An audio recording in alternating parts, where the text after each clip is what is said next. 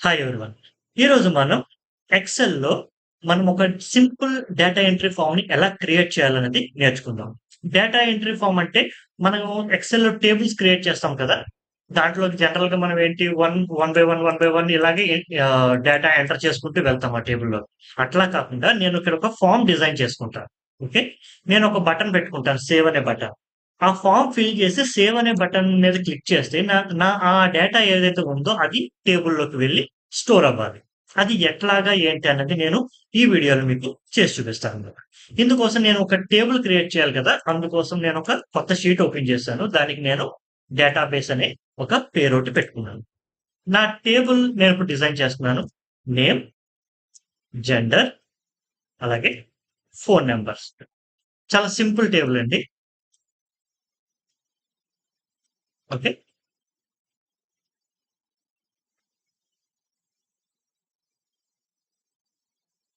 Okay.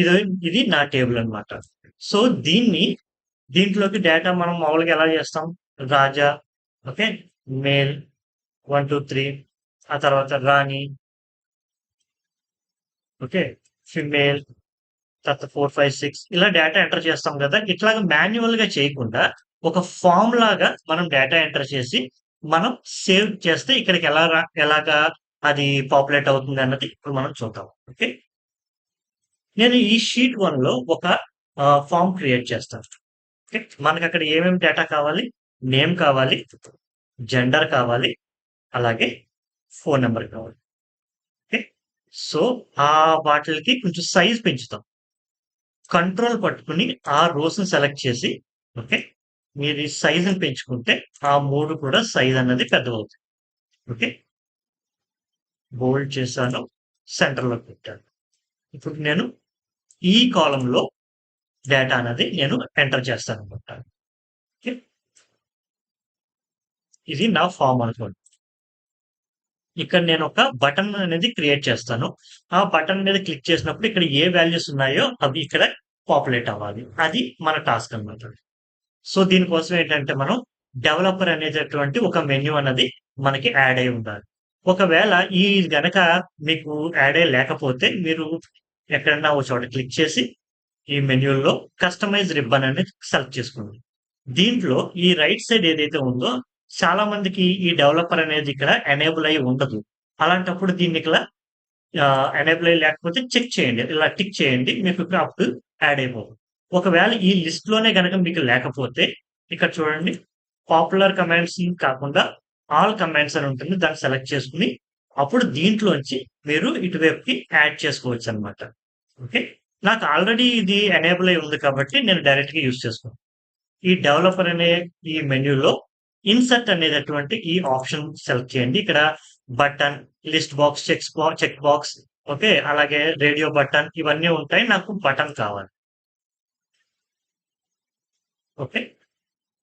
Cancel కొట్టండి. ఎందుకంటే మాక్రోని assign చేయడం ఇది. ఇది అప్పుడే కాదు. నెక్స్ట్ స్టెప్‌లో చూద్దాం. ఈ బటన్‌కి నేను సేవ్ బటన్ అని పెట్టి సేవ్. ఓకే. ఇప్పుడు నేను ఇందులోకి ఏవైతే డేటాని టైప్ చేసి ఎంటర్ చేస్తానో అవి నాకు ఆహ్, సేవ్ అనే బటన్ క్లిక్ చేయగానే ఇక్కడికి వెళ్లి యాడ్ అవ్వాలి. ఇందుకోసం మనం ఏం చేయాలంటే మనం ఒక రిఫరెన్స్ తీసుకోవాలి. ఒక డమ్మీ రిఫరెన్స్ తీసుకోవాలి. ఓకే. నేను ఇదే షీట్‌లో కొంచెం దూరంగా ఇక్కడ ఈజ్ ఈక్వల్ టు ఆ కాలమ్ వాల్యూస్‌నే తీసుకుంటున్నాను. పక్క పక్కన. Is equal to is equal to okay. So, ఇప్పుడు నేను ఇక్కడ ఏమి టైప్ చేసినా సరే, అక్కడ మీకు పాపులేట్ అవుతాయి. ఇంక చూడండి ఇక్కడ పాపులేట్ అవుతుంది కదా! ఈ విధంగా.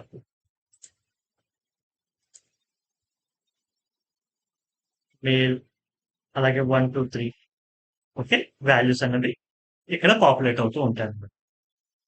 ఈ విధంగా. సో, వీటిల్ని నేనక్కడ రిఫరెన్స్ ఇవ్వాలి. ఇక జెండర్ అనేది మనం ఒక డ్రాప్ డౌన్ బాక్స్ పెడదాం. డేటాలోకి వెళ్లి ఆల్రెడీ మన ఛానెల్‌లో ఈ లిస్ట్ బాక్స్ ఎలా క్రియేట్ చేయాలన్నది ఆల్రెడీ ఎక్స్‌ప్లెయిన్ చేశాను. మీరక్కడికి వెళ్లి మీరు చూడొచ్చు. ఓకే. సో, ఇప్పుడు నేను ఏబీసీ ఓకే.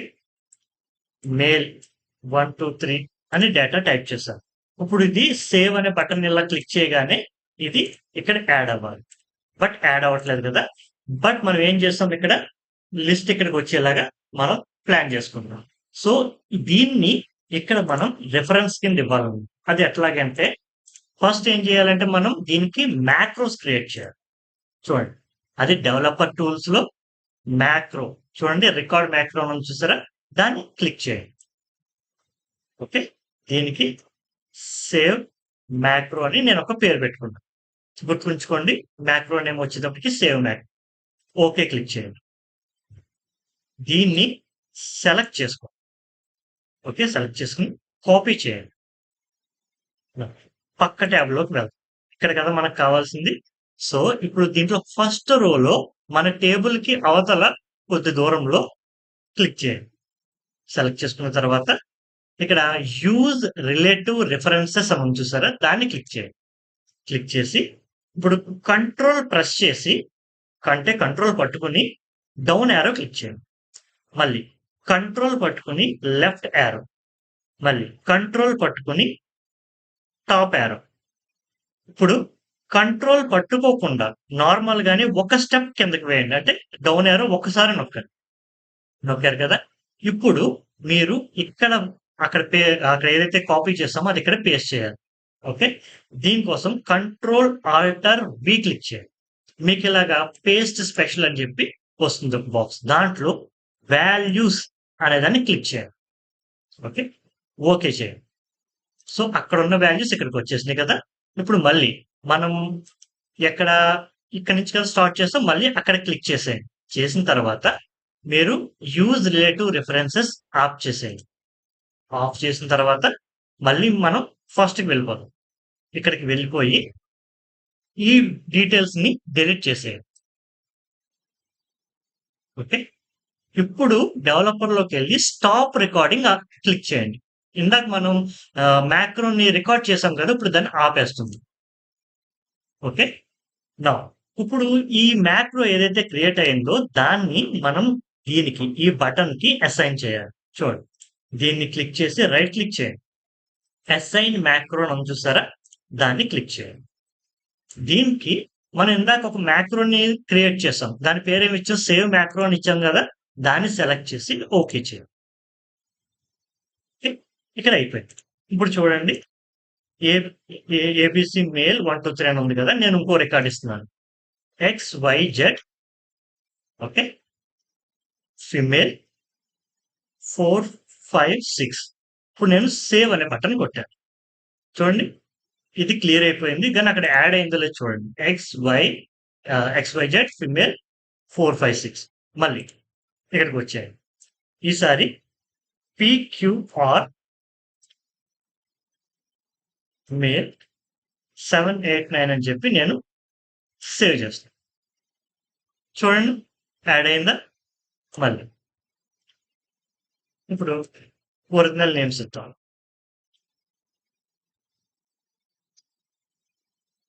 ఏదో డమ్మీ నెంబర్ ఇచ్చేసాను. సేవ్. ఇలాగా మనకి అన్నీ కూడా యాడ్ అయిపోతూ ఉంటాయన్నమాట. సో ఇది మనం ఒక ఫామ్ అనుకున్నాం కదా! సో ఇప్పుడు కంట్రోల్ ఏ క్లిక్ చేయండి.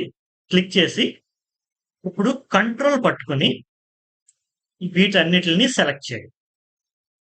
సెలెక్ట్ చేశారు కదా!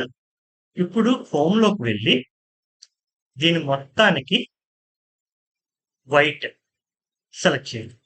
ఇప్పుడు చూడండి అంతా కూడా ప్లెయిన్‌గా వస్తుంది. మనకి మన ఏదైతే ఉన్నాదో అది మాత్రం ఇట్లాగా కనిపిస్తుందన్నమాట. ఓకే. ఇప్పుడు దీన్ని మనకు కావాల్సినవి అన్‌సెలెక్ట్ చేసుకోవాలి. మళ్ళీ నేనేం చేశానంటే ఇదంతా సెలెక్ట్ చేసుకున్నాను. నేము నాకు కావాల్సిన ఫీల్డ్స్ ఏవైతే ఉన్నాయో అవి మాత్రం నేను తీసేస్తున్నానన్నమాట. చూడండి.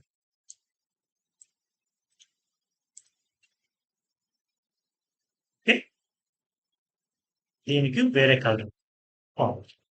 ఓకే. ఇది ఫార్మ్ నీట్‌గా ఉంది. అయితే ఇందాక నేను డమ్మీ రిఫరెన్సెస్ కోసం అని చెప్పి ఇక్కడ నేను ఇచ్చాను కదా! సో, సో ఇక్కడ చూడడానికి కొంచెం బాలేదు కదా! ఇక్కడ డేటా టైప్ చేస్తుంటే ఇక్కడ కనబడిపోతూ ఉంటది కదా! చూడండి ఇక్కడ డేటా టైప్ చేస్తుంటే ఇక్కడికి వచ్చేస్తుంది కదా! సో, ఇది కనబడకుండా ఉండాలి అంటే ఇవి సెలెక్ట్ చేసుకుని దీనికి వైట్ కలర్ ఇచ్చేయండి. ఏది వీటికి.